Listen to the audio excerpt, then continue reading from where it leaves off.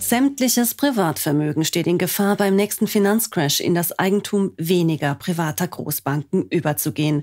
Auf diese Totalenteignung hin wurden die Gesetze national und international hinter dem Rücken der Öffentlichkeit geändert.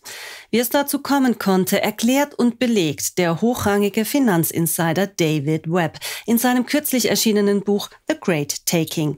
Mehr noch, der verheerendste Finanzcrash aller Zeiten stehe ganz unmittelbar vor der Tür.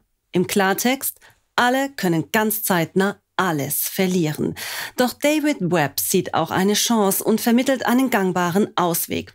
Schauen Sie sich im Anschluss seine Ausführungen an. My name is David Webb. I live in Stockholm, Sweden. I was managing public equities and ultimately hedge funds through the aftermath of the Asian financial crisis, the lead up to the dot-com bubble and bust. As a boy, I went through basically the beginning of the industrial collapse of Cleveland. And I grew up with a real need to understand what was destroying us, because it deeply affected my family, which had been very happy prior to this, a happy, benevolent family, and it literally destroyed the place where I grew up. So I decided to study business and finance. I think I am different than other people in this financial world because I actually don't care about the money. I was always driven by understanding things, and that actually gave me an advantage. I understood things that other people didn't. So in 2008, I noticed the first failure of a broker-dealer. And the thing that shocked me was that the client accounts in this broker-dealer were encumbered in the bankruptcy estate of the broker. That never could have happened before. In all of the history of securities, they were personal property. So I started digging into what could possibly have changed. That's when I discovered it had been done through changes to the Uniform Commercial Code in the United States. This had been done in all 50 states. So it was something that could be done very quietly over a long period of time and did not have to be done at the federal level, didn't draw attention. What they did was to create a new legal construct of a security entitlement.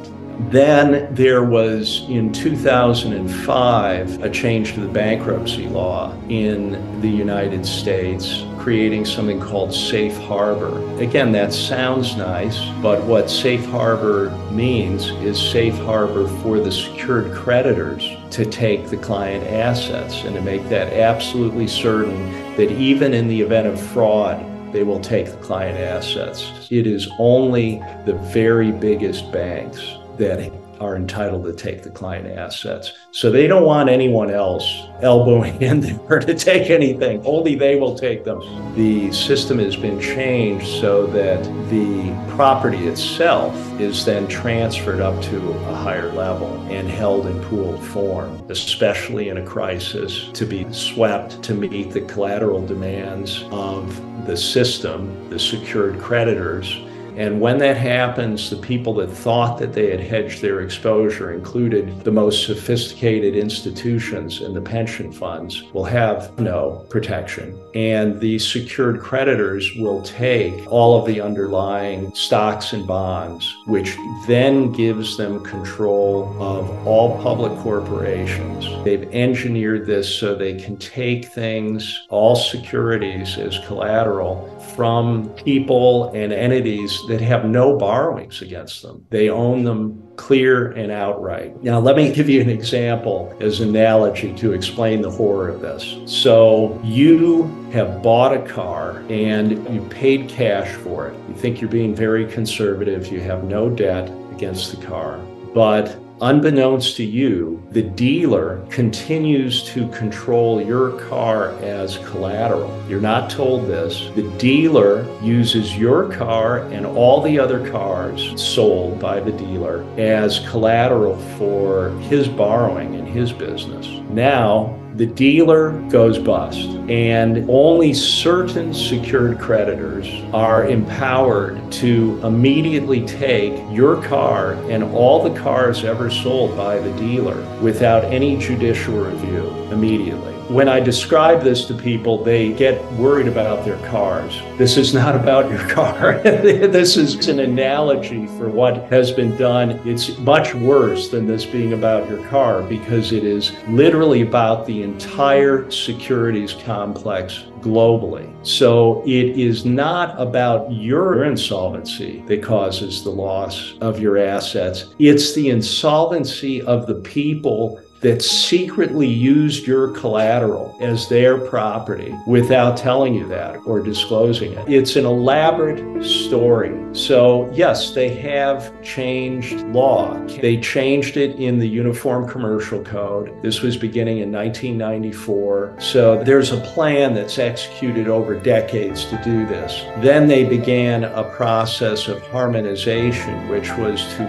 force this model in law globally. And they did this through the EU. The first discussion in documents in the EU is in 2002. So that's when the process was beginning then, in the aftermath of the dot-com bust. And the EU created something they called the Legal Certainty Group. And again, that sounds like a good thing, but what they mean is legal certainty that the secured creditors will take the client assets. It's like a game of Monopoly where all of the pieces, all of the money on the board are pulled back to the bank, and then they say, let's start a new game. And we'll start over from the basis that we have everything and you don't. So would you like to borrow something? And this is what the CBDC, the central bank digital currency, will be. It will be very difficult for people to refuse to use it because they literally won't be able to eat.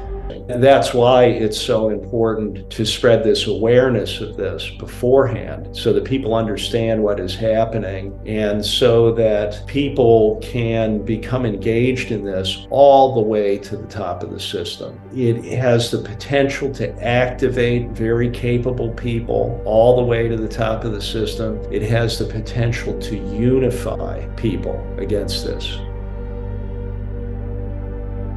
So there is a head of the snake, but it can't do anything alone. It is reliant on the muscle beneath the head of the snake to do everything for it. And that part of the purpose of this is to push this awareness up to that muscle. So everybody has to get busy with this, including people who believe that they are powerful and they can make a difference.